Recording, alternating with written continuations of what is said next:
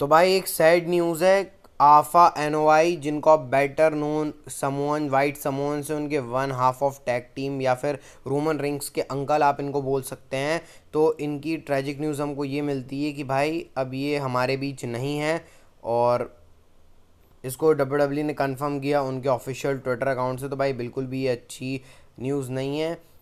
और आप ये देख सकते हो रोमन रिंग्स के साथ दोनों की फ़ोटो है, आफा एनोवाई, सीका एनोवाई। रोमन रिंग्स ने भी इसको किया है कि भाई उनकी फैमिली में एक और एक मतलब एक बिल्कुल ही ट्रेजिक न्यूज़ आ गई है कि जो उनके अंकल हैं अब वो हॉल ऑफ फेमर है, वो नहीं रहे हैं। और उन्होंने बहुत सपोर्ट किया है। और जैसे रोमन रिंग्स के फादर जो हैं आफा एनोवाई और सीका, आफा और सीका दोनों जो हैं वो टैग टीम में रहे। तो पहले रोमन रिंग्स के फादर जो हैं सीका नोवाई वो गए, और फिर उसके बाद अभी रोमन रिंग्स के जो अंकल हैं आफा नोवाई वो गए, और फिर रोमन रिंग्स आखिरी में लिखते हैं rest in peace wild someone's. और दोनों जो हैं वो रियूनाइट करेंगे हेवेंस में। तो भाई हम रोमन रिंग्स की जो फैमिली है, पूरी अनोवाई फैमिली है भाई, उसको प्रे करते हैं कि ये जल्दी से इस चीज़ से उभरें भाई।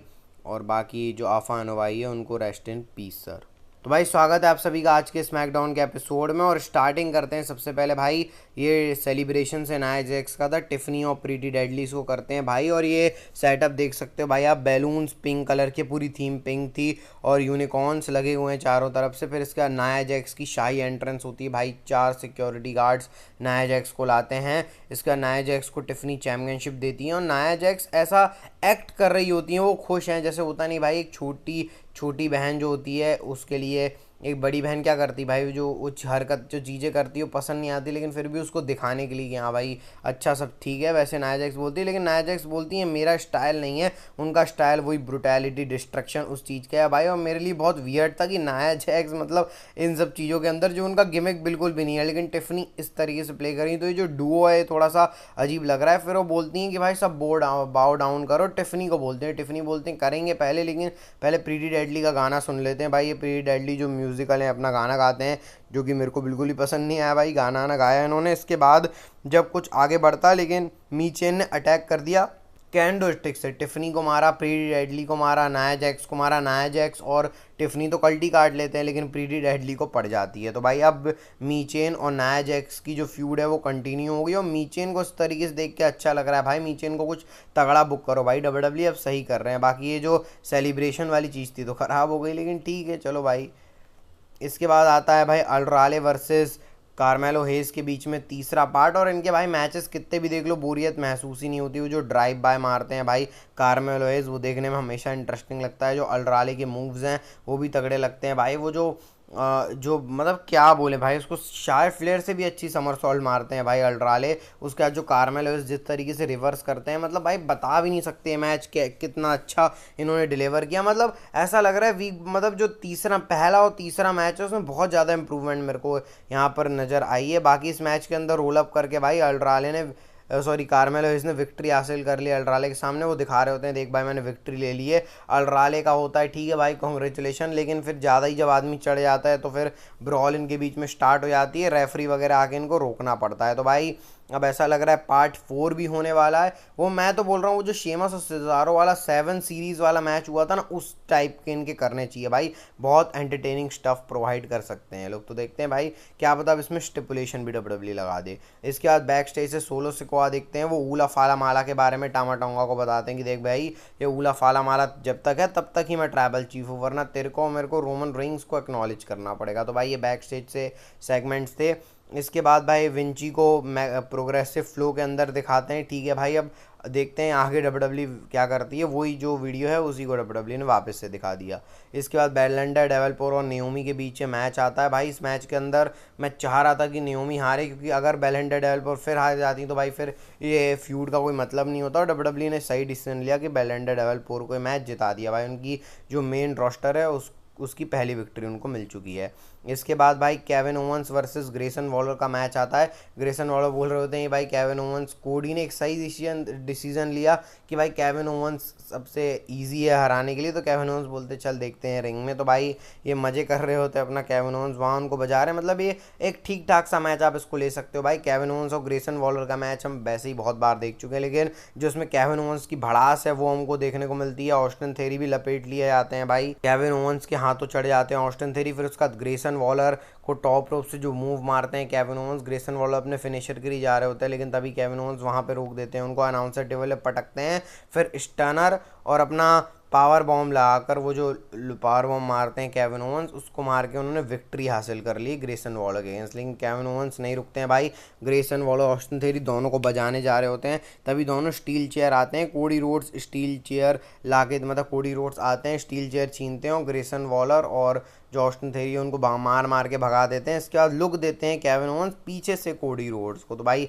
क्या केविन ओवंस टर्न करने वाले हैं, चैंपियनशिप भी उठा लेते हैं कोडी रोड्स की, लेकिन बाद में वो कोडी रोड्स को दे देते हैं। तो भाई ऐसा बिल्डअप चल रहा है, मेरा कुछ ऐसा खास इंटरेस्ट है नहीं भाई, क्योंकि ये दोनों बेई फेस हैं कुछ ऐसा जिनकी स्टोरी में बैश इन बर्लिन तक तो कुछ नहीं आने वाला। देखते हैं भाई आगे क्या करते हैं। इसके बाद जो हमारा मैच है वो आता है भाई स्ट्रीट प्रॉफिट्स वर्सेस DIY के बीच में, और ये पूरे स्मैकडाउन का मैं बोलूँगा सबसे ज़्यादा अच्छा मैच था, क्योंकि स्ट्रीट प्रॉफिट्स और DIY आपको पता ही है भाई तगड़ी टैग टीम है भाई।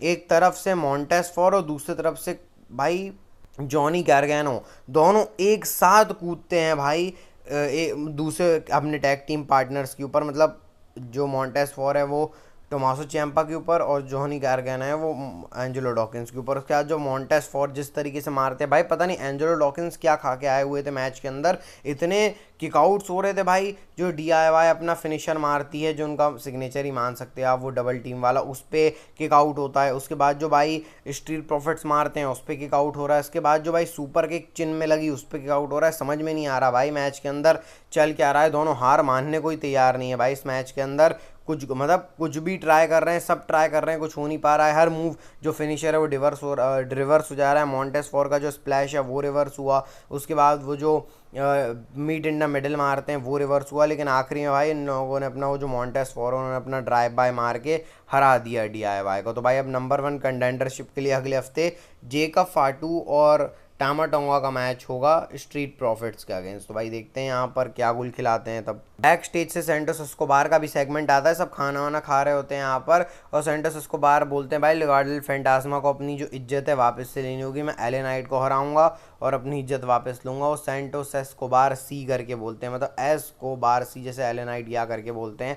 फिर LA नाइट भी आते हैं भाई, और LA नाइट भी क्राउड को संबोधित करते हैं कि मैं जो कैपिटल है भाई, क्योंकि वॉशिंगटन DC में अगली स्मैकडाउन है, तो मैं कैपिटल में जो US चैम्पियनशिप है, वर्ड प्ले देखो भाई LA नाइट का कि कैपिटल है, मैं इस US चैम्पियनशिप को वापस से अपने पास ले लूँगा और एस्कोबार को दिखा दूंगा कि मैं कौन हूँ ऐसे करके। तो भाई यहाँ से बिल्डअप इनके बीच में है, ठीक है उतना भी ज़्यादा इंटरेस्टिंग नहीं है, लेकिन अब देखते हैं मैच में क्या होता है भाई। शो के मेन इवेंट में वही सोलो सिकोआ आते हैं, और सोलो सिकोआ जो ऑरलैंडो फॉला है जहाँ पे स्मैकडाउन हो रही होती है वहाँ उसको एक्नॉलेज करने बोलते हैं कि सब भाई मेरे को एक्नॉलेज करो। फिर लोग बू कर रहे होते हैं, तो फिर सोलो सिकोआ बोलते हैं तुम एक्नॉलेज नहीं करोगे तो रोमन रिंग्स आके एक्नॉलेज करेगा, और अगर उसको ऊला फाला माला चाहिए तो मेरे से आके ले ले, जैसे पिछले हफ्ते सोलो सिकोआ ने किया था उसी को रिपीट किया उन्होंने। अब बस रोमन रिंग्स आते हैं भाई अपनी जैकेट पहन के, और भाई जो क्राउड पॉप दे रहा था रोमन रिंग्स को, रोमन रिंग्स सीधे आते हैं और सोलो सिकोआ को मारना शुरू कर देते हैं। उससे पहले सोलो सिकोआ जो ऊला फाला माला है वो टामा टोंगा को पकड़ा के बोलते हैं चल भाई साइड में हट, और रोमन रिंग्स तो सोलो के बीच में ब्रॉल होती है। रोमन रिंग्स ने सुपरमैन पंच लगाया, सोलो तो गलती काट लिए, टामा टोंगा को मारा। फिर बाहर जाके रोमन रिंग्स अनाउंसर टेबल पे पटकना चाह रहे होते हैं, लेकिन तभी सोलो सिकोआ ने अटैक कर दिया। रिंग के अंदर रोमन रिंग्स ने स्पीयर मारा सोलो सिकोआ को भाई, और जो रिएक्शन आया रोमन रिंग्स को भाई, मतलब कितना तगड़ा था भाई, और एक जो ऑरा फील होता है वो हुआ भाई आज फिर स्मैकडाउन के ऊपर। और उसके बाद रोमन रिंग्स ने ऊला फाला माला ली, वो जो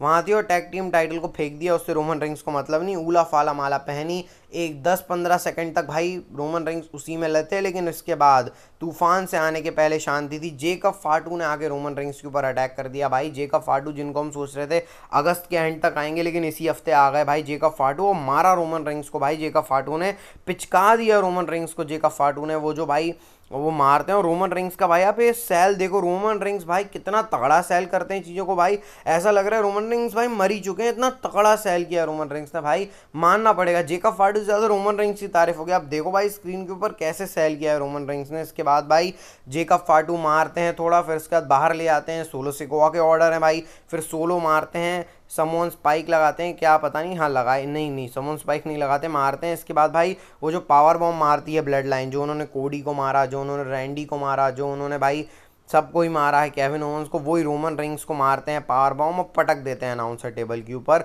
फिर इसके बाद जेका फाटू जो टामा टोंगा है वो माला पहनाते हैं सोलो सिकोआ को, और ये ब्लड लाइन स्टैंड टॉल करती है। रोमन रिंग्स नीचे पड़े होते हैं, सोलो सिकोआ, जेका फाटू और टामा टोंगा। तो भाई ये थी आज की स्मैकडाउन का शो। मैं बोलूँगा देखो भाई, ब्लड लाइन और रेसलिंग के अलावा शो के ऊपर कुछ ऐसा खास था नहीं, बस रोमन रिंग्स के सेगमेंट और वो जो DIY अल्ट्राले वाला मैच, बस आप कह सकते हो। हाँ, पिछले हफ्ते से अच्छा शो था भाई, और पिछले हफ्ते रोमन रिंग्स ने मारा अकेले, और इस बार रोमन रिंग्स को हेल्प की ज़रूरत पड़ गई। पॉल हेमन ने पता है ना क्या बोला था भाई, कि रोमन रिंग्स क्या अकेले कर पाएगा, उसको मदद की ज़रूरत है। तो अब वो टाइम आ गया है कि जिमी ऊसो, जे ऊसो और जो पॉल हेमन है वो रोमन रिंग्स के साथ आए। बाकी भाई स्टोरी में तो बहुत इंटरेस्ट आ रहा है ब्लड लाइन की, देखते हैं आगे क्या होता है। और ये वीडियो अगर आपको अच्छा लगा तो भाई लाइक सब्सक्राइब कर देना इस वीडियो को, जैसे रोमन रिंग्स को आप एक्नॉलेज करते हो, बस इस वीडियो को सब्सक्राइब भी कर लेना साथ में। मिलते हैं आपको भाई नेक्स्ट वीडियो में। हेल्थ का ध्यान रखना, health is wealth, bye bye, take care.